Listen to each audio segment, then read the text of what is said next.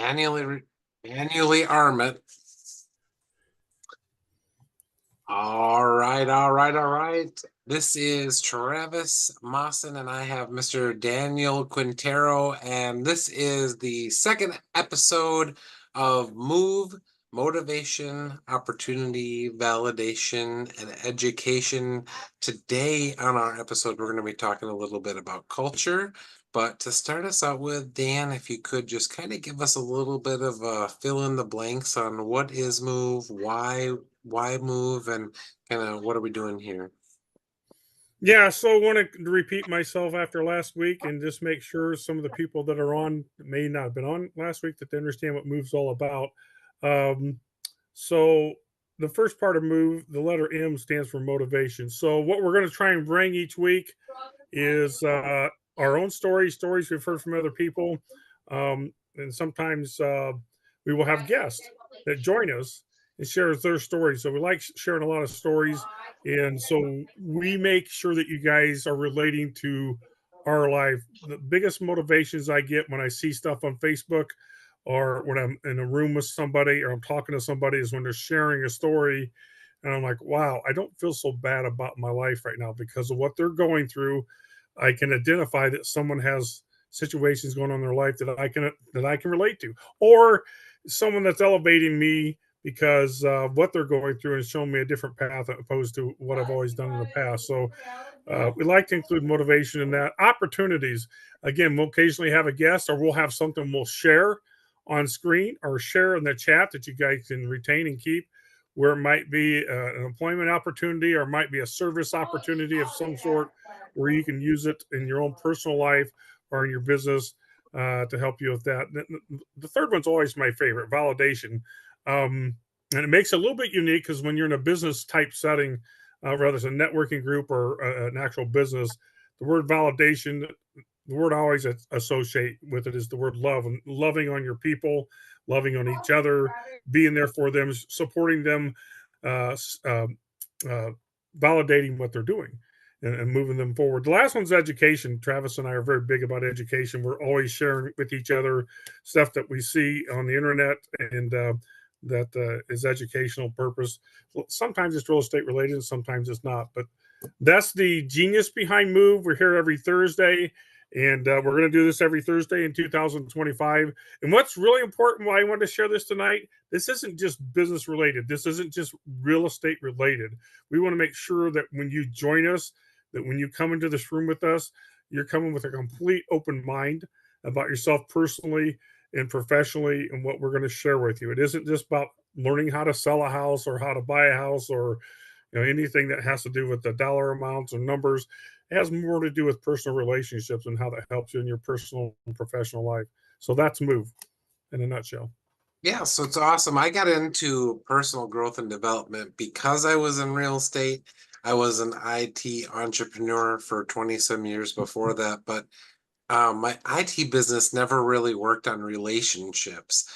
A lot of it is I was the guy that they were calling, and it's like, Travis, the building is now on fire.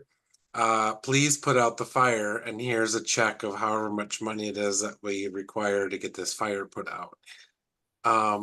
And so in real estate, when I got into real estate, it was explained to me is that, we work in relationships. And so I started developing these relationships, and one of my relationships that's been great is with Dan. And one of the topics that I wanted to discuss with you tonight, it's a very common word that a lot of companies use. I've heard it at in real estate. I've worked for some of the biggest companies in the face of the planet. Toyota, Eli Lilly, Walmart.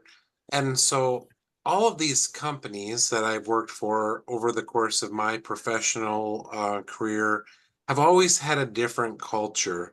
Some of the cultures you and I have talked about have not necessarily always been a great culture because they maybe promote an atmosphere where people are butting heads with each other in one particular instance, or where they're not necessarily always acting in the common good. And so I wanted to start the topic of what is culture, what does it mean, and how does it actually play out? How does it manifest itself when it comes to partly our lives, our business lives, and then when we're actually treating people. How do we treat people is really what it boils down to a lot. And so I think we found a dictionary definition of it, and I don't know if you remember what we found when we looked it up in the dictionary. Yeah, yeah.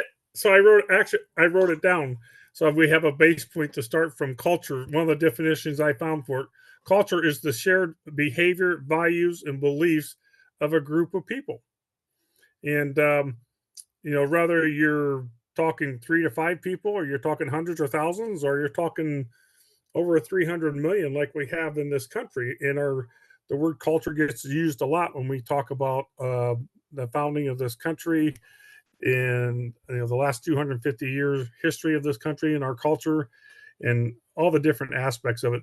Something I find interesting is culture's very, very difficult. And what I mean by that is, I learned a long time ago, and I'm not sure that it was even in real estate, but there was a class or seminar I was in somewhere, and someone said this to me. I don't even remember who it is anymore, but it stuck to me. And I use this all the time when I'm teaching real estate. If you're in a place where there's more than 2 people, if it's 3 or more, the communication breaks down very quickly, the ideas break down very quickly, and the different paths that people want to go in are very different. So, I'll give you an example of all the real estate transactions that I've done. When it required decisions to be made by more than just 2 people, the transaction becomes very complicated very quickly. And the belief system, that's part of what's in the definition of the word culture, is the belief system that people have. It can be very dynamic, going from 2 to 3 people. When we get married, there's a reason why culturally, for most cultures, when you get married, it's only between 2 people. And to have, and I have clients that buy houses with family members, and some of them wind up on the contract and they're part of the decision making process. And sometimes they butt heads, and it makes it very complicated. And the reason why I'm talking about this in the context of culture, is that we talk about a group of people. And usually, when you're talking a business, corporation, a town, whatever it may be, the cultures become very dynamic and sometimes very conflicting.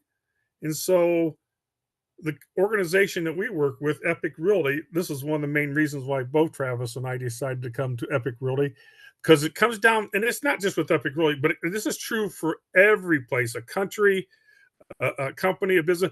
It comes down from the very top. The culture is established from the very top, and the leadership that surrounds the very top person at the top.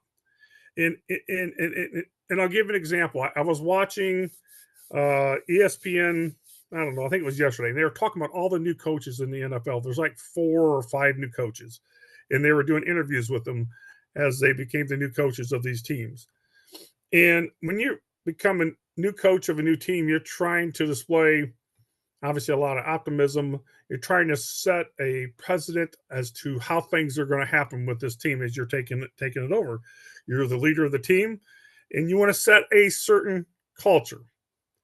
And what I find them, and you want to set a certain culture. And what I find amazing about this is that some leaders are very good at this, and some other leaders aren't so good at it. I'll give an example. As I was watching these coaches, that one coach came to mind for me is Jim Harbaugh.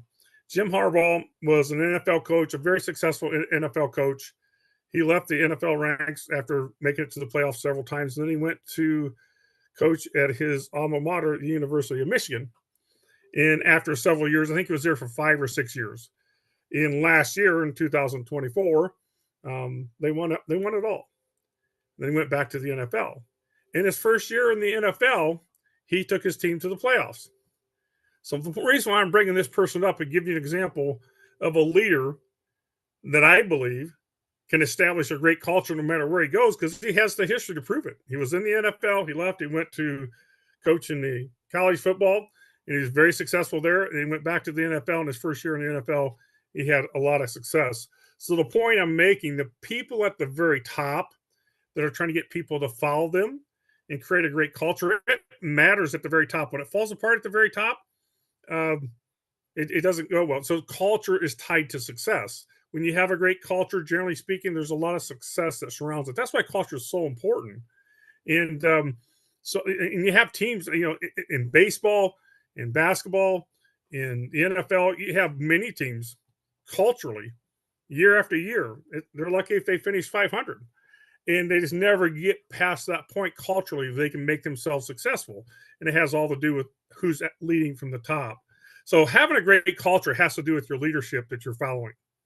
Yeah. So And when the leadership, go ahead. I was just gonna say this. You hit on something that I just thought was really profound for me. Is that so? You have your top down leadership, right? And then at some point, you start evaluating the leadership, and you're saying, is this a leadership align with what my vision is for my business, and can I work with this? And then eventually, you start this John Maxwell thing, kind of this hit this lid where you hit up against this lid of the leader that you're with, and then you're like, well, they can't lead me anymore. I've grown up to where they are, and then now we need to seek bigger leadership, a bigger vision, and go to the next level. And if you're getting in, I think about this a lot as the rooms that you're in. If you're the smartest person in the room, you need to get in to a better room, right? And then you also mentioned the idea of coaching. And I think this is really important because a lot of people look at me and they say, Travis, what is coaching? Or they don't understand exactly the concept of it. And if you're from outside of the real estate industry, this is something that's pretty prevalent in our business. A lot of people look for coaching in different things. But if you're in other industries, you've never heard of coaching. When I was working at a W-2 job and I suggested to my coworkers that they employ the idea of going to coaching, they looked at me like I was crazy. But this morning, I saw an Olympic figure skater on TV on the news, and she was talking about her coach. And fun fact about Olympians is they all, with the exception of like a couple people, they all have a coach. Some of them have better coaches than other ones, but that mindset of you have to be receptive to being coachable. And then the coach, like I think you said this, is they have demonstrated capacity to coach. So anybody can call themselves a coach. And you and I are working with a guy right now that's got a master's degree in teaching. And that's a great foundation. And I know you had a desire to be a teacher. We talked about this in the last episode, is you wanted to be a teacher, but you got talked out of it by the guidance counselor. And I've always wanted to be a teacher, but what qualifies you to be a teacher? There's not a lot of various degrees of what qualifies you to be a teacher, but getting back to the culture thing is it starts at the top, and then if it's not being driven down and it's not coming down to the people, it becomes immediately obvious, and you're like, well, we're not really a good team. You can feel it when you're not a good team. Well, what's critical? So when I first got into business in '95, I was part of an incredible culture. The organization that I was a part of led in all numbers as far as production was concerned, and was very progressive as far as being ahead of the curve as far as things they brought to Northeast Indiana. But what was integral about it is the leader that led that group didn't just say the things that he taught us; he actually lived it out in front of us. His door was always open. You could walk into his office. It was very rarely closed. And he was always willing to listen and educate and teach. And he did it by example so much. He was always walking the room, always shaking hands, always giving hugs, always having a good time. And the only time I saw him talking negatively about anybody was behind closed doors when he had to share something that was very private about what was going on.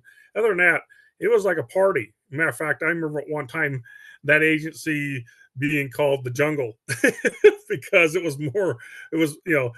an open concept, an open bullpen where everybody could talk to each other across the room. And matter of fact, that company merged with another company, and that was one of the things the other company had said about us at one time. Was like the jungle, you guys over there, the jungle, you guys are just crazy over there. Well, I can tell you the people that work there just loved being there, loved being a part of that. And I mean, it was amazing to be a part of. And so since then, I've been a part of other cultures, and I know the difference. I know the top of the top, and I know what that looks like, and I know where I'm at now. That the leaders of this companies aspire to the same thing. I've met the leaders, and I know where their heart is and what they're trying to do, and how much they're actually giving back to their agents. It's amazing. So that's culture. They're not just saying it to try and impress you and do the bait and switch on you where they suck you in and they go, oh, so I didn't really mean that. And Well, that destroys a culture so fast. I've seen that. I've actually had that happen to me where promises were made, and then within weeks or months, you're going like, do they mean anything? a They lot said of they were going to times, do. a lot of times they put things on the wall. So Yeah. I'm wearing my Toyota shirt right now. Toyota has the thing called the Toyota Way, and it's a multi-million dollar thing. And there's definitely things, there's valuable things that can be learned out of that. And there's also helpful criticisms of it because it doesn't always disseminate through the organization. You talked about having the open office. So we had an open office there where I was within arm's length of the president and the vice president, and I was right near senior leadership. But I didn't, one of the Toyota ways is to create a home-like atmosphere at work. And I didn't always feel like I had a home-like atmosphere at work. And sometimes at certain brokerages, I felt like maybe they were too big or maybe they were too small. I've had a little bit of both. I started at on the small scale, and then I went to the biggest size scale. And now I feel what's great about Epic now, what I love is I can text the CEO and I feel like he walks the walk.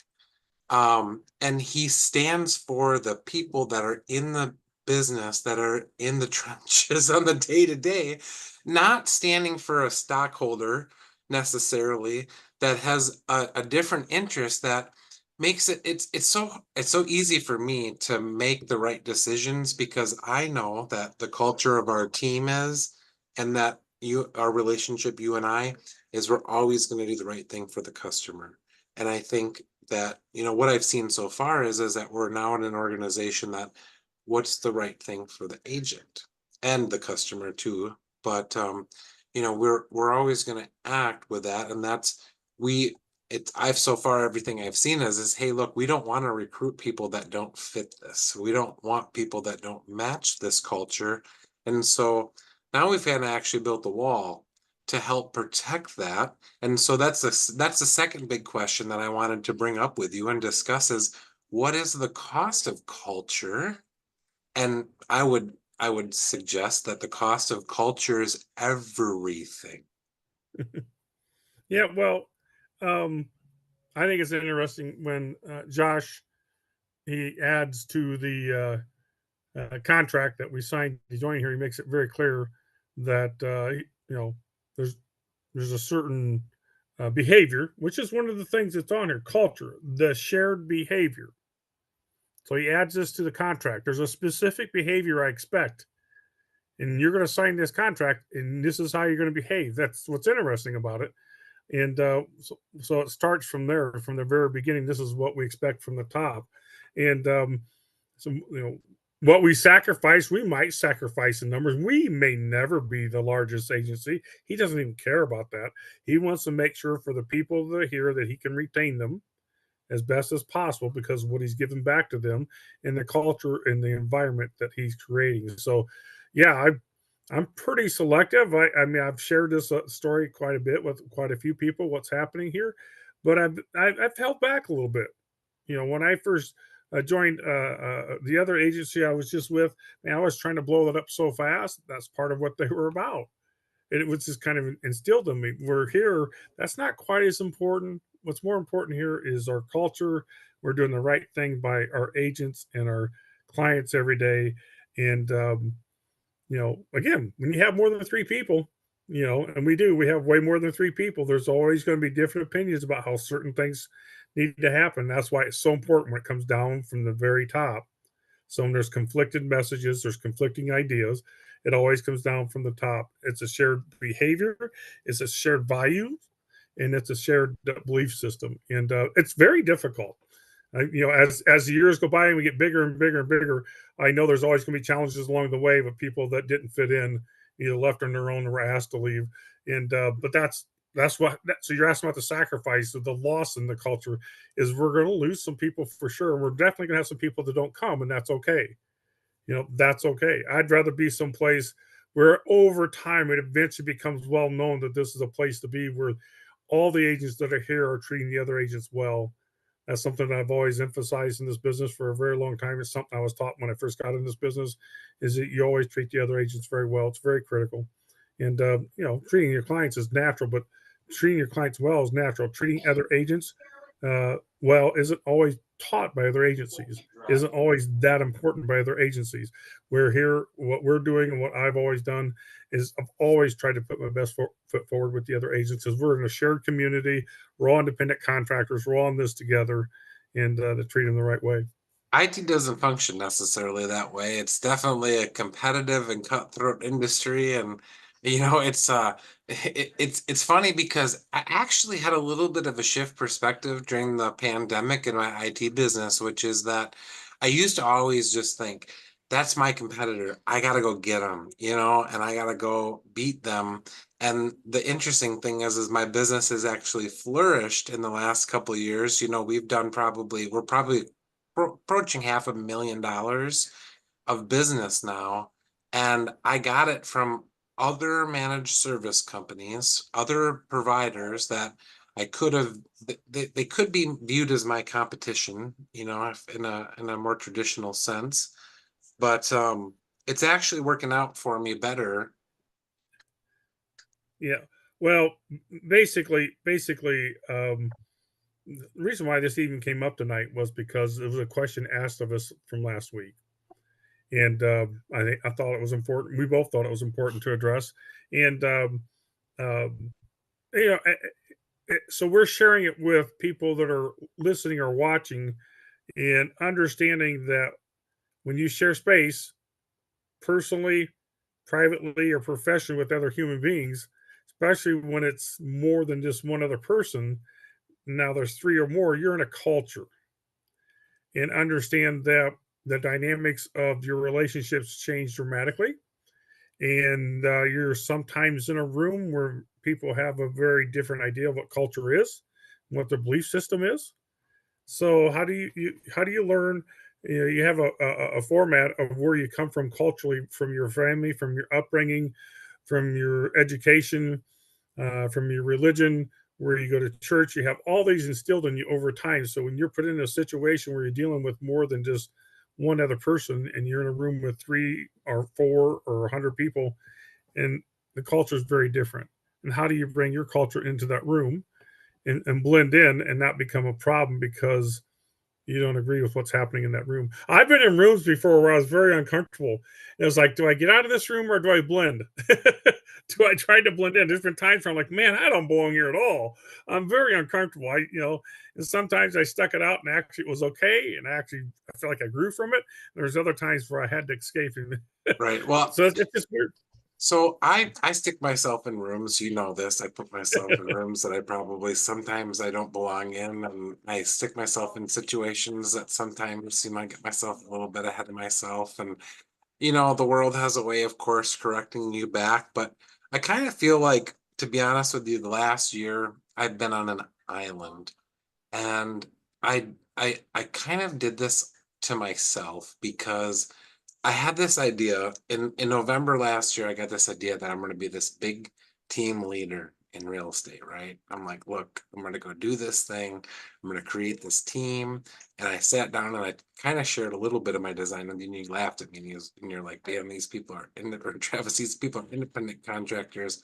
They're not going to do things the way they want to do. So your little book is cute, but it's not going to work in real estate. And, over the course of the last year, I sat there by myself and I tried in vain a lot to try to design the team that I wanted to be on. And I have a couple different times walked out on amounts of money that most people would be like, Travis, are you insane? You walked away from 150, $20,000 a year or whatever in the course of the however much money it is, a lot of money. Last year I made more money than I've ever made in my life. But I also left two great, what people would consider great opportunities, because it wasn't what I would consider a great cultural alignment for what I wanted to do. And yeah, I was telling somebody, I was like, I can't believe you sold your family out for 100 grand. And they're like, Travis, you're here too. But I was there with a mission. I had an idea. I wanted to try to set a tone. I wanted to try to set a culture.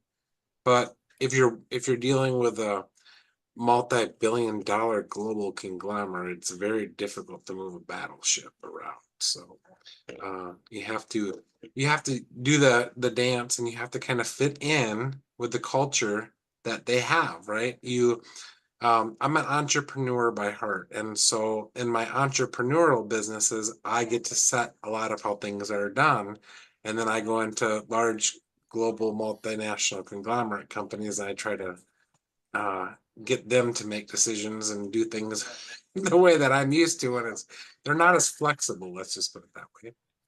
But Well, I think it's interesting. I want to speak up here because I think it's interesting when you were talking about doing teaching. You've been in business as a realtor a little over a year, and you want to start teaching all these classes.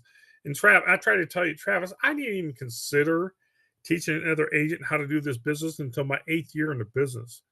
And even then, when the idea was presented to me, Dan, would you consider being a sales manager and a trainer? And I'm just like, I wasn't looking for that, but the more I thought about it and the more it was planned out and trial and error and going into it and starting to do it, I fell in love with doing it. But what I'm trying to say is, um, you understand the place that you're at and where you're at. And what I mean by that is, become a teacher in this business. I think some people can do it fairly quick, but I can't see being legitimately doing it until you've been in the business for at least 3 or 4 years. And you've done 100, 200 deals, 100 deals, 200 deals, 300 deals, or whatever. Um, a lot of it would just be teaching from what you learn in books and seminars. There's nothing like teaching from what you've learned on the street. And that's how I teach. I've learned some stuff in books and seminars, but when it comes to the real estate business itself, as far as how to do contracts and how to deal with clients and how to deal with agents, that came from trial and error and the mistakes I made along the way that were painful. well, Because don't leadership is forget, hard. I never well, understood. that's the point I'm trying to make. If you want to lead a corporation or a team or whatever, and you want to create your own little culture, your own little environment, I get that. That's exactly what we're doing with this podcast.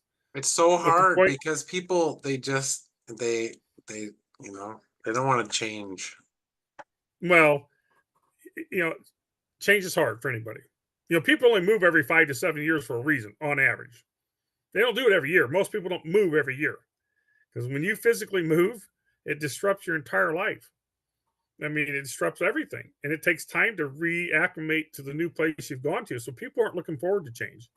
So we Yeah. have all these great, wonderful ideas we want to share with people, and for a lot of it, they're being forced to change their way of thinking. And it's a belief system. Part of the culture is a belief system. It says it right here in the definition. One of the words is the beliefs. So we bring someone into our podcast or somebody into where we work at with Epic Realty. It's a certain belief system. We're here to be servient and helpful as much as we possibly can, and we take that into our real estate world. And that's all part of the culture. Yeah. And I like that. I think people ask, okay, the question was asked, and I want to answer this. They're like, why change brokerages? Okay. Couple things is it's hard to change brokerages. It's not something that I just wave my magic wand. I think I've talked to you about this. It's at least for me, a $5,000 decision to change. And I didn't necessarily really want to change. However, I made this analogy like a last week or something, and some people missed it. But when you see something that's new and it's great, right?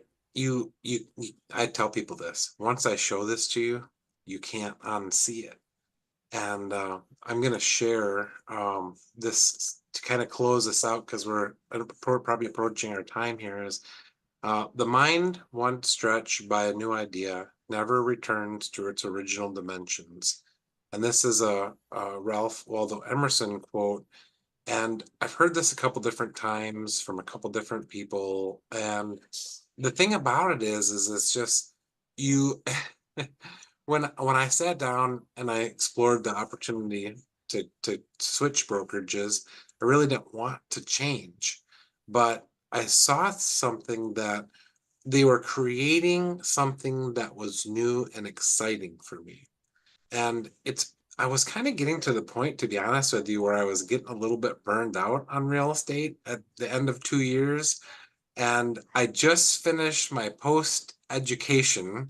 So I'm officially good for a while. I paid my NAR dues for 2025, so I ain't going anywhere. I got a couple agents that are joining. So very exciting day. My first agent joined today, and I got a couple other agents that'll hopefully be joining behind them. And so my goal is really to support them, to expose them. And you kind of alluded to this. Well, a lot of agents, it takes 8 years before they start training or doing anything like this. Thankfully, I had some sales training and I got lucky from other businesses that I was in. So I had that experience. And I don't necessarily talk about real estate as much as, you know, about understanding that this is a business. A lot of people think that it's easy. And it is definitely not easy to be in this business, but I think if you have the right culture of people that support you and coach you and mentor you and tell you what you need to do, and maybe there's not always a credit card reader attached to that request, I think that's helpful for you, right? If you want to be successful, that's what you need. Oh, well, that's ironically the culture that with the organization we're at now. That's what makes it so beautiful because we do get a lot of stuff added into our incentive program of what's given to us. Where a lot of places, not just in the real estate world, but there's a lot of places where that would cost money, and it creates a wonderful culture. You can't help but be excited to be a part of that, where the people from the top are like, "Here's all the tools you should have always been given." When I spoke to one of the co-founders back when I was first considering coming here, I challenged her with all the stuff that was being given. This just isn't impossible. And she kind of chuckled a little bit and she goes, "Well, Dan, in the beginning it wasn't, but now the amount that we've grown, we always have set this up so much is given back to the agents." And why wasn't it always like that? She said. She asked me that question, Dan. Why, as long as you've been in the business, why wasn't it like that in the beginning? And I go, well, I don't know. I just told what we were what we were given, and we just been kind of conditioned that way, and we just kind of accepted it. Here you guys come along, go, hey, we're giving everything to you, and it's like you can't do that. There's a It's natural to theory. go and challenge that. And then There's all of a sudden, I realized this culture that they're creating from the very top. That is part of their culture. It's like, look, we know we're different. We're designed different. We want to be different. And we want you to challenge us. We want you to disbelieve us and let us show you that this is real. I like you did your post when you first got your car wash. You're like, oh my God, look at this. Right? And the same thing with your sign when you got your billboard. I Your was thing put up on the excited and billboard, and I the billboard is in a high traffic area. You posted that, you're like, oh my God, I didn't know what I didn't right? know. I didn't know what I didn't Yeah. know. And to your point is that why wasn't it offered from the beginning? Well, ask yourself this. In a business where 80% of our peers quit, and then I just saw that 75% of us didn't sell a house last year, but they all had to pay money. They had to pay money for dues, they had to pay money for things that they were in this business. If they're paying money to be in the business, they should be selling houses. And it's, I don't want to say it's easy, but if you do the right things in this business, you will sell homes because people, no matter what the market is, are buying and selling homes every single day, regardless. So if it's just not with you, that's the only thing, they're just missing it. And I'll close with this. As I said this too, is I don't watch the news. So a lot of people have been, it was a bad day for me. I think I found out probably lost about $100,000 a year today, but I still am very happy. I'm very optimistic about the future. We're gonna pivot somehow. things will all work out. And in today's world, where, I think we should all try to support each other and help each other. I think that's the culture that we should have, and not be divisive anymore. So that's what I'm going to close with. Fantastic. All right, Dan. Well, thank you guys so much. Check us out. This is going to be on Facebook, LinkedIn, YouTube, TikTok, all the socials. We do this every Thursday at 9 a.m. If you're interested in joining us, send me a DM. And next week's topic, it's going to be exciting. We're going to have week 3 of the podcast. We'll get that announced here, and I'll look forward to seeing you all soon. So have a good day.